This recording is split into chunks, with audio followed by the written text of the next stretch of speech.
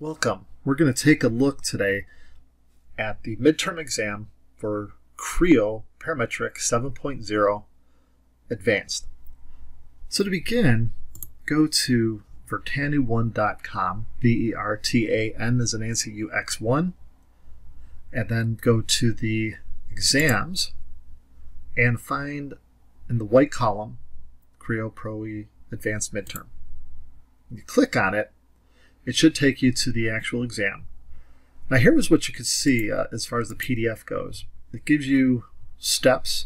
Now you could choose to do it any way you wish. There's probably a dozen different ways, but I'll share with you right now that this method that I'm showing is probably the easiest for most users, especially if you're right now in the advanced class. I would recommend going with it. Otherwise, try it however you wish. But here we can see you create an assembly and begin to mate the components as shown in the Gearbox drawing. So there's the assembly. You see all the different parts. Okay, we have to download those parts, by the way. Then you can see here you're going to have to model the gasket as shown on page 4. Now there's not a full drawing. First of all, this is the gasket that you see right here. However, here's that page, and you can see that the gasket is just called out at 0.375 wide and 30 thousandths thick, and it follows the outside perimeter of these arcs here. So, and then it has the hole pattern to match. Once you're finished with that, then model the rear casting part. And the rear casting, this is what it looks like. You can see there's some ribs in there. There's a hole. There's a through hole here. And the flange, as well as some additional features. Now, in the drawing, it does call out draft on the part. I no longer have students do draft, so just ignore that part. But note that in real life, you would probably want to model draft in there so it could be molded, because this would be an aluminum casting. All right, then number 4, recreate the Gearbox exploded assembly drawing on page 2. So really, this is what you're creating here. Let's zoom up on that. Now this is the drawing of the exploded view. It's going to have the bill of materials and just your name on it. And if you can, put it on an A-size drawing, the same A-size template that we've been using for both courses, Intro and Advanced. All right, so let's now go back to Vertanu1. Go to Part Files, and again in the white column, scroll down, and you're looking for the Advanced Midterm Parts. Go ahead and select that.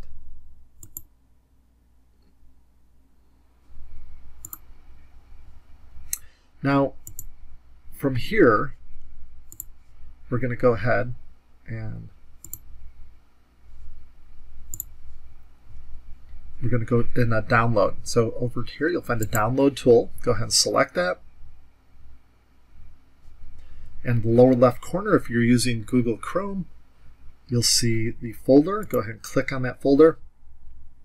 And now you could just grab all these parts, right click, copy, and now put it somewhere you know it's going to be safe. So for example, I'm going to go and drop it on my desktop. I'm going to create a new folder by right clicking, go to folder, and I'll just call it Midterm 111 and double click. Now you could right click and paste, and it should extract those files. And in it there is actually a Word document, and it's the same document that we just looked at, so you don't really have to worry about that one. Okay, and the BOM table seems to not be working with this latest version of Creo. I still haven't investigated it. I think I have to update it. So we're just going to do it manually in class. We're not going to use that. We'll give it a try, though, see if we could get it to work in version 7 here. Okay, and here's all the parts that we need. So with no further ado, let's go to Creo, go to New, Assembly, and go ahead and label this Midterm. Hit OK. Now let's bring in those parts. So we'll go to Assemble, and we're going to find that folder Midterm.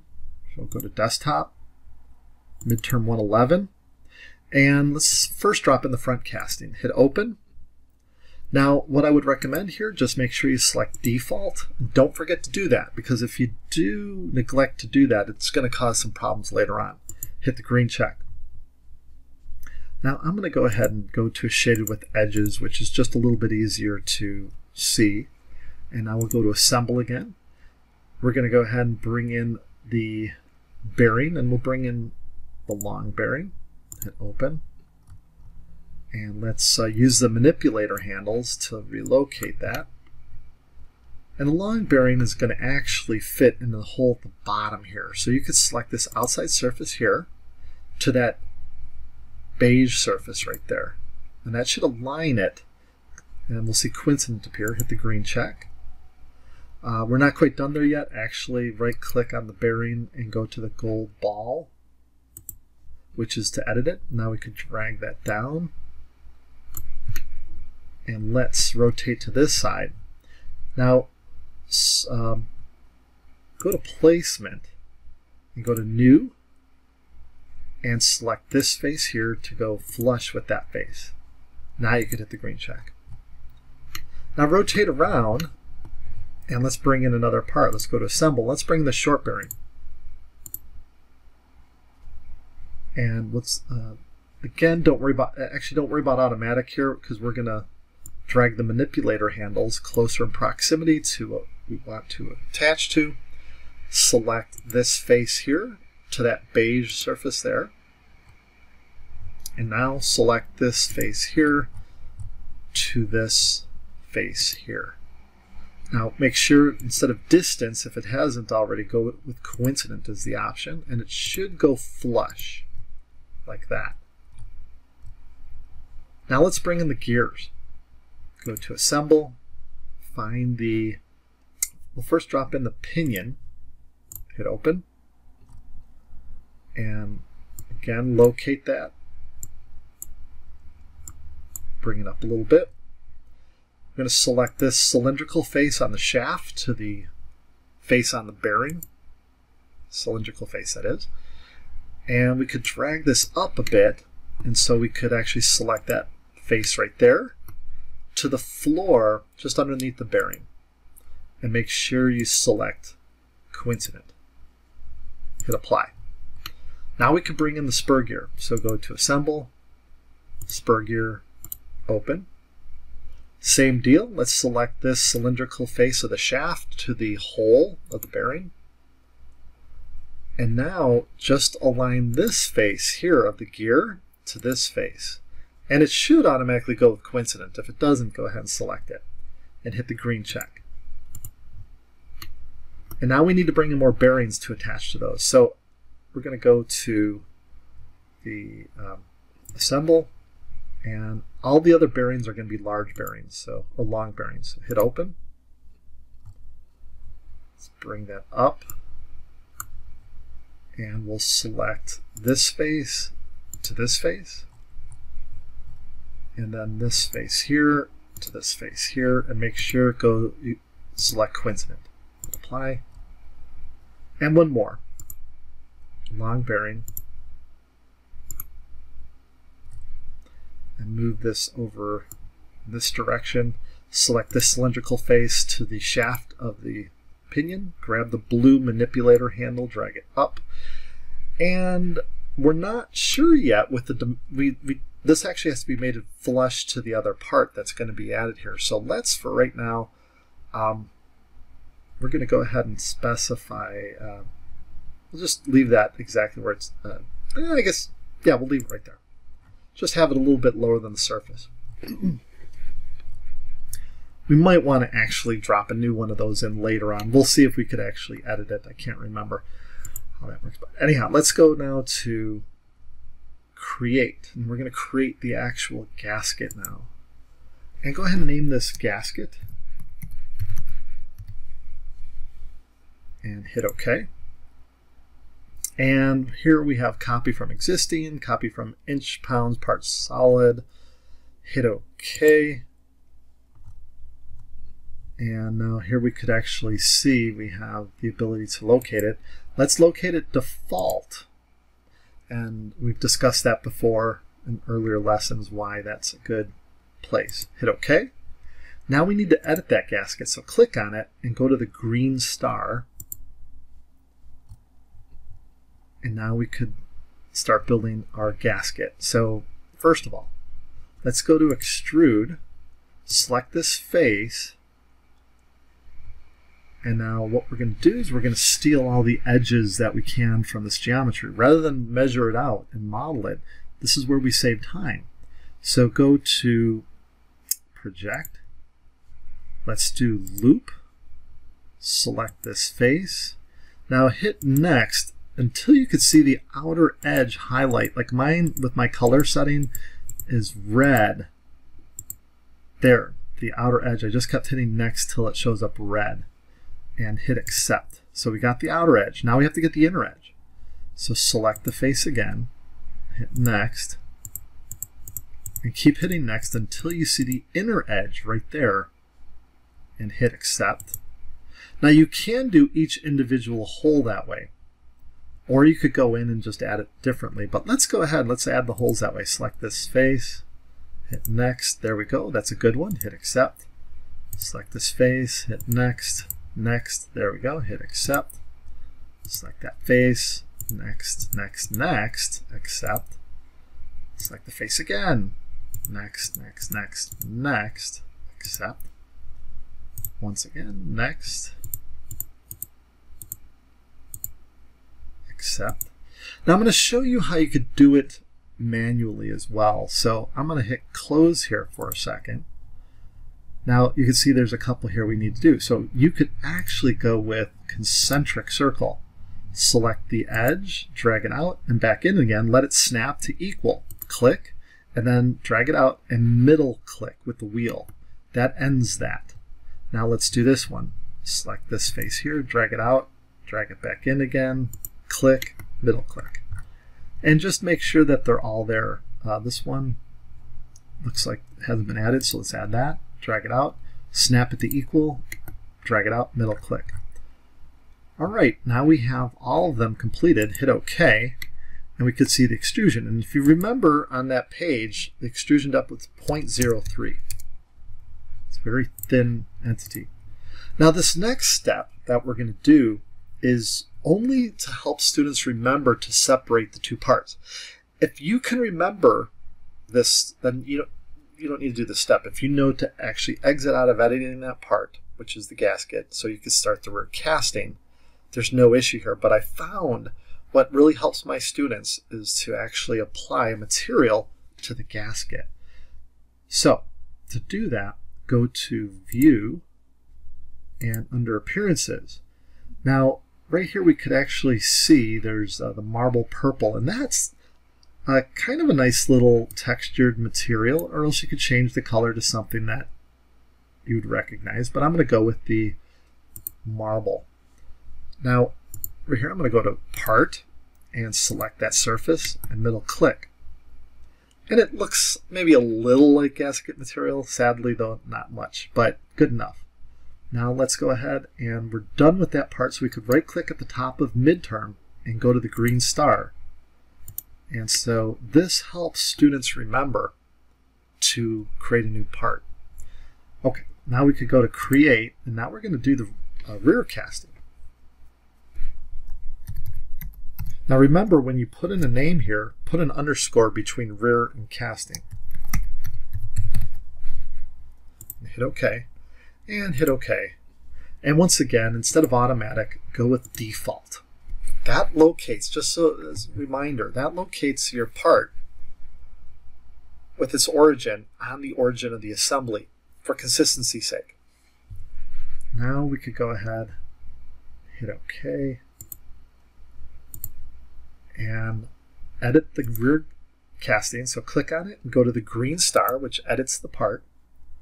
Now, again, we could steal this information. Now, realize that the drawing that I provided actually has all the dimensions for what we're copying, but we're not having to use it. We're actually just copying geometry, and that's the beauty of top-down assembly modeling, is that you could actually copy the information versus having to type it all in manually. And the additional benefit is that it will remember that. So in the event that this the gasket ever changes or the actual part below it, everything updates and changes to the proper size if they're supposed to stay that way. All right, so now we're going to go ahead and select this face, and we're going to go to Extrude. And let's go to Project and do Loop. Select the face, hit Next, and again, get the outer edge to turn red. Hit Accept. Now, as far as the holes in here, the software doesn't particularly like it if you try and put those holes in and then shell it. Some softwares do allow that. Depends on what they call the kernel, which is kind of like the Play-Doh of this that's behind this interface. And this is the Granite one, and some of them accept it, some of them don't. But if last I checked, this one didn't particularly appreciate it when I tried it, so I'm not going to go with it this time. But you could, I encourage you to try it because they're always updating, always improving things. I'm going to bypass it though. All right, now I'm going to go ahead and hit OK. Now the flange that we're building here is actually only 0.25 thick. Everything, as far as this casting, everything's about 1/4 of an inch thick, so 0.25. Hit the green check. Now this next entity it's going to be shrunk down about 1/2 this. The problem if we select this outer face is you're going to have to do some math, because if you look back at the drawing, let's take a look at that. Here we have the drawing, and here is that part, and we can see this is actually dimensioned for manufacturing, what I call ordinate dimensions. And ordinate dimensions have a baseline of 0 here, and then every subsequent edge that you come up to has that added value, or that you see there's like 0.25. So the flange we just added was 0.25. Well, if we decide to build this next boss off of that, you have to subtract that dimension of 0.25 from the 1.20. So just be aware you'd have to do some subtraction. And I've had students think they did it or they forgot and it comes out wrong. So I'm going to show you a way where you can use those explicit values so as to negate any sort of issues that you might have. So we can see here this needs to go 1.120. Let's see if there's a way we can actually just add that dimension. Here's how. Rotate to the back side, and you want to rotate through one of the holes. Select that face through the hole. And basically what we're doing is we're selecting the, oh, you know what, actually we want to be careful on that one. We want to make sure we're selecting the part. So I'm actually going to hide this part. So click on this face and go to hide. Now we could select this face. I bet you it was selecting through just fine. It was just a little difficult to ascertain exactly what we were looking at. Okay, so we go to Extrude on that surface. Now notice we're drawing on the back side. So how's this going to turn out? It's going to be interesting. All right, let's go now to Offset. Loop. Select this face. And you can see the arrow right here is pointing outward. It's kind of hard to see because it's overlapping. But if it's pointing outward, we want it to go inward. So we're going to have to type in a negative number. So minus 0.5, because that's the offset. Hit enter. And there you can see it offset us a 1/2 inch, stealing the information. So that's one dimension we had to put in, and it's not even a big deal. All right, let's go ahead, hit close, hit OK. Now it's going to extrude the wrong direction. So flip it, and then we have the AI doing a little bit of work there, and this is where I told you day one, sometimes the AI gets it wrong because it thinks we're going to want to cut through that, because we wouldn't technically necessarily need to extrude over it, a volume over a volume. So turn off remove material. Now we could type in that 1.120, and there we go. That's how you use the explicit value off the print, so you didn't have to do any mathematics. Hit the green check, which aren't a big deal. Many of us could do that in our head. Some of us could, you could just pull up the calculator, you got a computer. You could even type in the value inside some of the text boxes. All right, now let's go ahead and add another one. We'll continue to do it this way. So select this face, go to Extrude, and we're going to go to, this time, we'll go to Concentric Circle and base it off of this. Click, make a circle of 3 inches. Now, if you're wondering where I'm getting that dimension, it's off the print. And here you can see there's the 3 inches right there.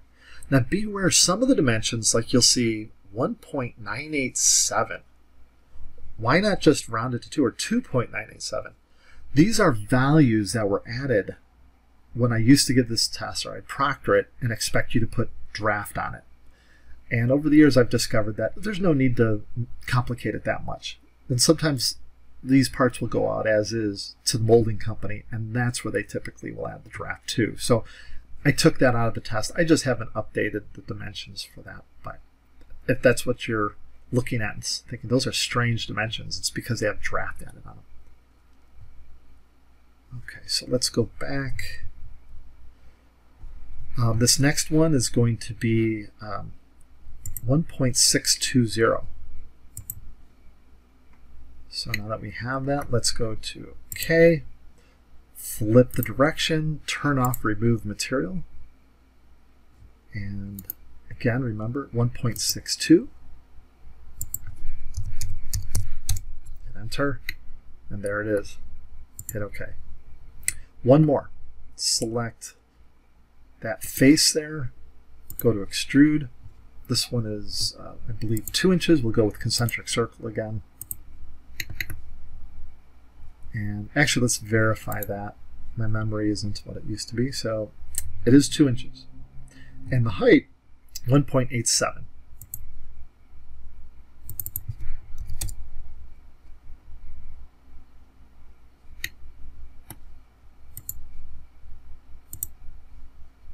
Turn off remove material. 1.87, hit OK. All right, so there we have it. Now we need to put fillets on. Now you could, some people try and shell it. This is not the time to shell it. Just note that. You need to put the fillets on first, or the rounds. So go to the rounds, and the rounds are going to be 0.125 for the flange. So this edge here, and this edge here. Hit OK. Go to the rounds, and everything else is 0.25. So here, this edge, and these two edges. This edge does not get filleted. Hit apply. And now we could try and shell it. So let's go to the shell tool, and the shell is 0.25. Don't forget to enter that in there, otherwise it turns out strange looking. Hit enter.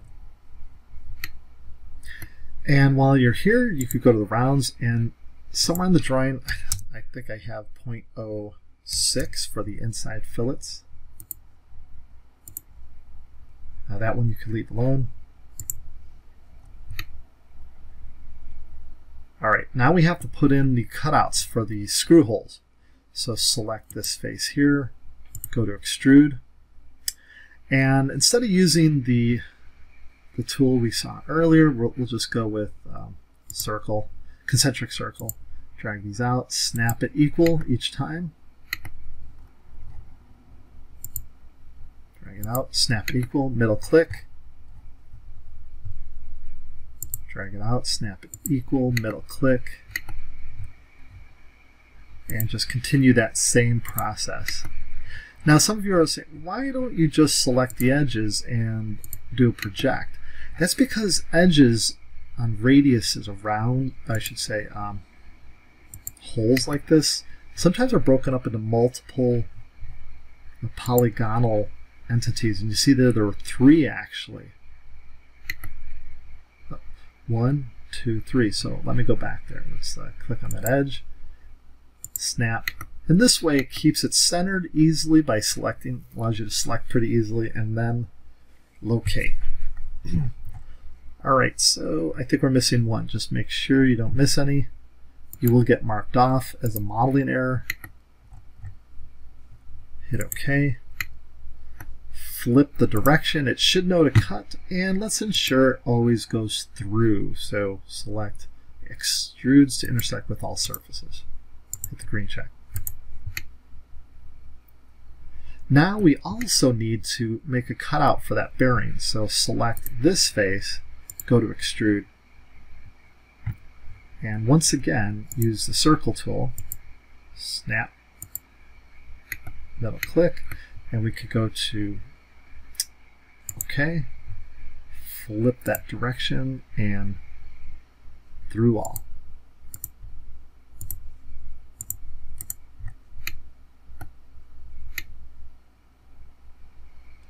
And there it is. Now we have to put in the details. So for this, we're going to select the floor of this opening here, at the base there, go to Extrude. And it's 0.25 thick off of this edge here. So we could go with the circle tool and snap to that inner edge. And now we could actually, I'm going to do a little trick here. We'll go to OK, and we'll see the extrusion occur. The extrusion should be 0.75 in height. Now this is on the print, by the way. Now let's use this tool. We have not used this yet in this class. Actually, we have used it in the intro class. Add thickness. Go ahead and select that. And the thickness should be 0.25, but we need to flip it, so select the reverse so it's on the outside. Hit OK. Now, I'd like you to try and add draft here. So there's the draft tool. Hit the little arrow, you see this variable and just draft. We just want draft. Now, we need to select references here, and you'll see draft surfaces. Select this surface here and this one here. Oh, got to hold Control and select both of those. Now the draft hinge is going to be the top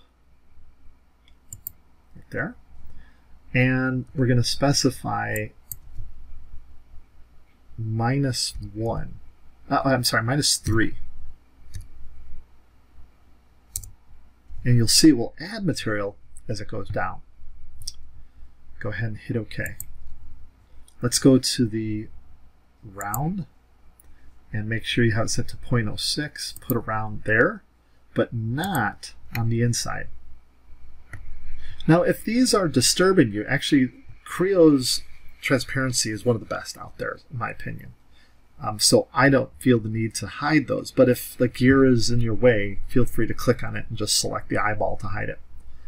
Now let's go ahead and we want to select, and actually this might be where I need to select it. Yeah, I'm probably going to have to hide this. I'm going to click on this and click on hide. All right. Oh, you know what I realized here? I made a blunder. Look at that. It was good that I hid that. I selected the inside of the hole, which actually was not what we wanted. So let's repair that. So if we go to the Extrude and edit the feature, let's take a look at what we got. All right. We actually don't want this. Let's click on that and hit delete. Hit yes. Now go to the circle and let's get this outer edge here. We'll have it press fit, so we'll make it the same size. Middle click. Hit OK. So there, we've learned how to fix that. Oh, we got a failure. Okay, so when we change that, some of the things like the draft, it says we have to update. So let's edit the draft. And once again, references. Click on those two surfaces because the original surfaces no longer exist. Oh. Let's delete that. Remove that. Click in here so you get the red ball. Okay. Doesn't seem to be showing me those. That concerns me, but the draft hinge will be on the top. And it's not. Direction of pull will be on the top as well. Let's see here.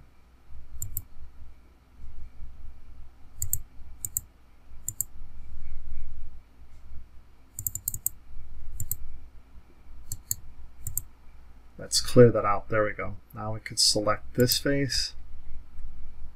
And there we go. We could actually see it. Interestingly enough, I only had to select the one face, and it's working. Now, if any of you are having difficulty with that, I was just right-clicking to clear those out, but hit OK. And the reason why was, I don't know if you noticed this diameter was wrong. It was based off of this inside diameter, so we wanted the bearing to be able to fit.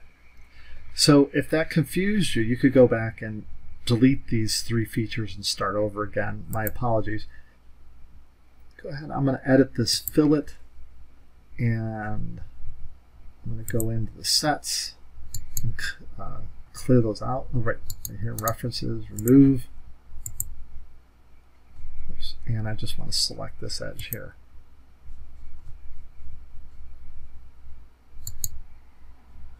And I have a little bit of difficulty with this one. Let's hit yes. I'm actually going to delete that round and just put it back in. I know you could go in and edit it, but sometimes it's just easier to go in and remove it. There we go. Put it back in. All right, now we need to add one of my favorite tools inside the software, the ribs. I'm going to turn off all the planes temporarily. Now the rib tool is very robust in this software. We're going to select this face and start a sketch first. Now I'm going to go through and go to the line tool, actually center line tool first, and at the center there, drag a horizontal center line. And we don't really need the vertical, but we'll add it. And now select the line tool, and in here, put a short little line right there. From here to here, a short little line. Avoid touching the edges.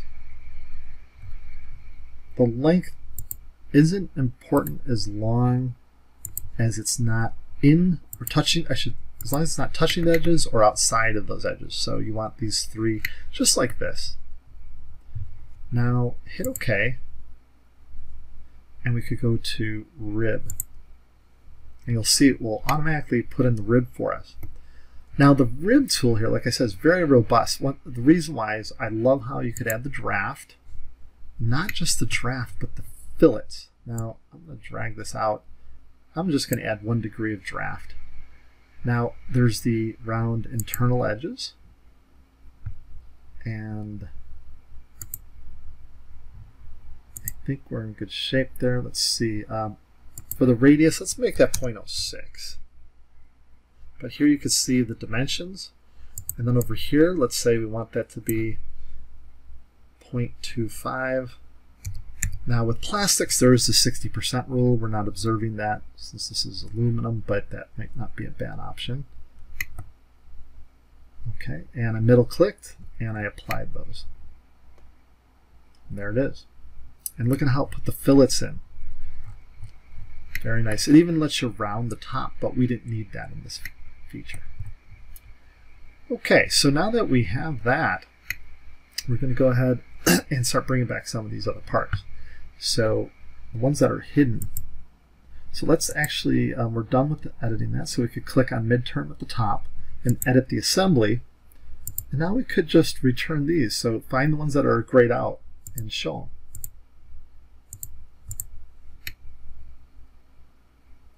And there we have it.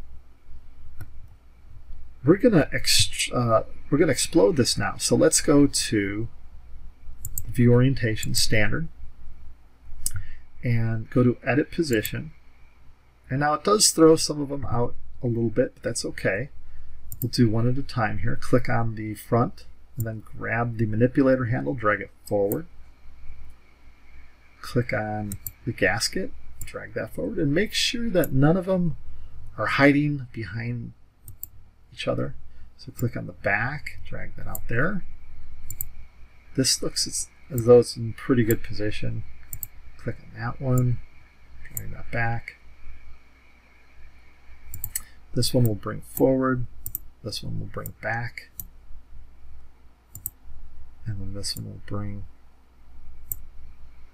forward. That one maybe bring it back a little bit. We could actually have those 2 touch if we want, or overlap. Now there is the actual Create Cosmetic Offsets. You have the ability to use some references here. If you want, you could turn on the axis display, and let's see, references, click in there, reference 1. And let's, I guess we don't need the axis, just the surface here. Let's try this. normal to surface, and then this one here, and apply it, and you can see it draws the line through. Let's try that again. Now this one here, to that one, apply, and close. All right, so we have our dashed lines through there, the exploded lines, I should say. Hit the green check, and now we could take a picture of that. If you don't do this step, you won't get it as an option later in your drawing. So go to the View Manager. See, I say take a picture because there's a little camera. Now go to Explode, and under the default explode, go to Edit and Save, and hit OK, because that will update it to, this will be your new default. If you don't do that, you can make additional exploded steps. In fact, you can make an infinite amount of exploded steps. It's great if you're making, like, say you're designing furniture and you want to show steps on how it's assembled. You could have exploded steps do that for you and save each one on a list here, and later up call it up on a drawing or for maybe a guide of assembly guide. Okay, so we have that set. We could go ahead and close. Now if we want, you can turn off Edit Explode and it should collapse. And now we're going to go and make the new drawing. So go New, go to Drawing, and we'll go ahead and just call this Midterm, because it's the drawing file is different from a part file and an assembly file. We can name it the same thing. Now over here, empty with format, browse, and select the A format. Hit Open and OK. Now we're going to go to General View, hit OK, which is our, and click. Now we could actually go to Scale. We could change the scale down here too. We could double click on that or change it here. We could go like right here, Custom. Let's make it 0.2. Hit Apply. All right, now we'll go to, nice thing about that, it gives us actually a note that we could drop somewhere else. Now we're going to go to View States, Explode Component. Now you can customize it and change it, but go ahead and just let the default. Now if you made one that wasn't default, you'd see it on the list.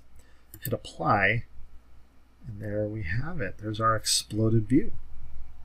Now we could leave it shaded, and now go to take a lock view to basically turn off the lock.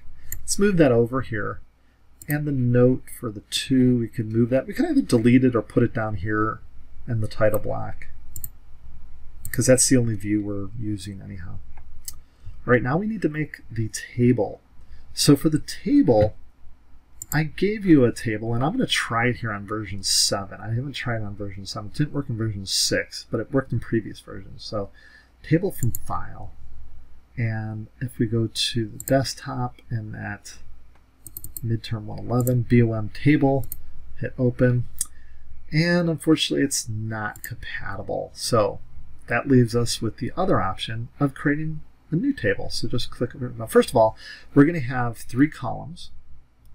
Okay, so for the part number, description, and quantity, those are the 3 columns. Now we have a total of 1, 2, 3, 4, 5, 6, 7 parts. So we're going to need a total of 8 horizontal blocks. So click on Table. So we know 1, 2, 3, and then 1, 2, 3, 4, 5, 6, 7, 8. Click. And there it is. Now we could actually select just that grouping there, and then right click, and you'll see right here we have width. And let's change the width, because it gave us a default of width characters. For this one, remember, this is just the part number, so it would be PRT and O, period. So we could put in maybe 7. Okay, shorten that, hit OK. Now the one over here, click and drag across there, right click, go to the width. And this one is just quantity, so QTY, period. So that's only going to need like 5. Okay. And then over here, we can make this one wider. Right click. And the width here will probably be, let's go with like 15 just to be on the safe side. And maybe more than that, maybe 20. Hit OK. All right, now you just go in and you're going to set each cell. So like right here, this will be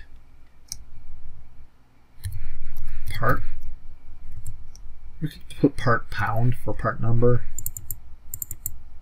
Double click in here several times, and this one's going to be the description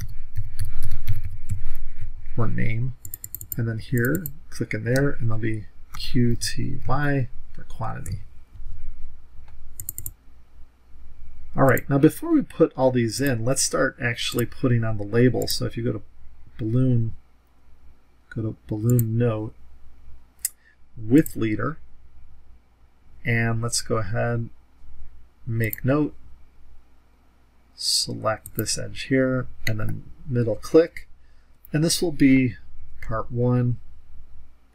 Hit the green check 2 times, and there we have it. Click on make note again, click on the bearing, middle click, this will be part 2, green check, make note, select the gear or the pinion, middle click, this will be part 3, green check, make note, click on the spur gear, middle click, that'll be part 4, green check, make note, on the small bearing, middle click, that'll be point 5, green check, make note, the gasket, middle click, part 6, hit the green check,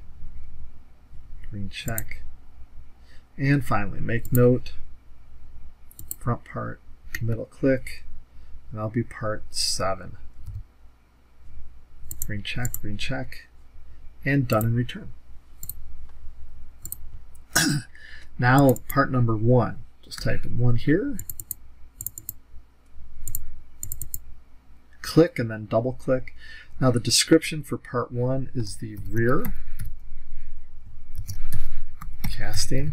Now I told you that with that template, most companies actually use that template. Not many of them do it this way. I'm just doing this because we don't have, I need to update that template. All right, now the quantity here is just 1, 2, I'm just going to go through here, 3,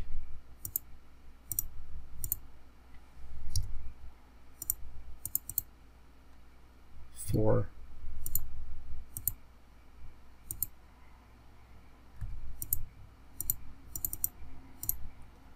5. Now what's interesting here is that I'm having to click on this, but that's okay. Let's see, can we actually just add it? Let's see, text editor. Let's not do that. 6. Seems as though if you click in the lower right corner, it works best. 7. And the quantity for 2 will be 3. And that's the long bearing.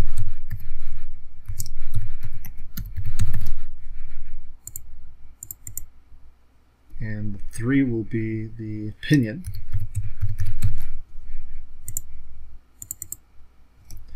4 will be the spur gear.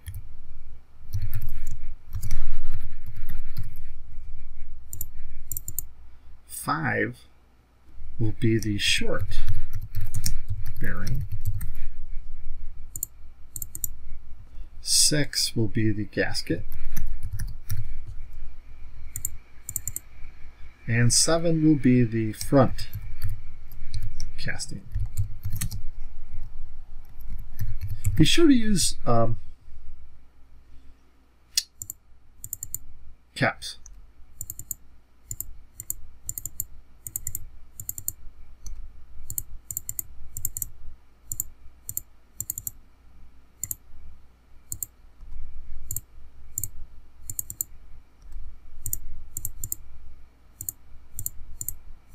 You could hear me how many times I'm clicking on this, so it's rather interesting. All right. Now, again, normally you wouldn't have to do all this. The table's automatic. I'm going to see if I could try and fix that for the test, but anyway. All right. So now that we have that, don't forget your name. So you're going to go to Annotate, go to Notes, drop that little box centered in there if you can, and go ahead and type in your name, all caps, no initials, please. And that completes your midterm. At this point, you're going to go to File, Save As, Quick Export PDF.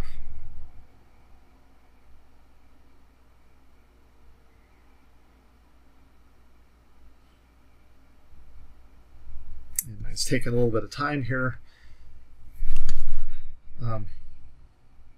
Not sure why. My computer's getting a little dated, I suppose. Okay, there it is. And this is what you're going to send to me. So basically, just make sure you save it. Let's see right here, Save As, and you can save it and email it to me. And that completes your midterm exam.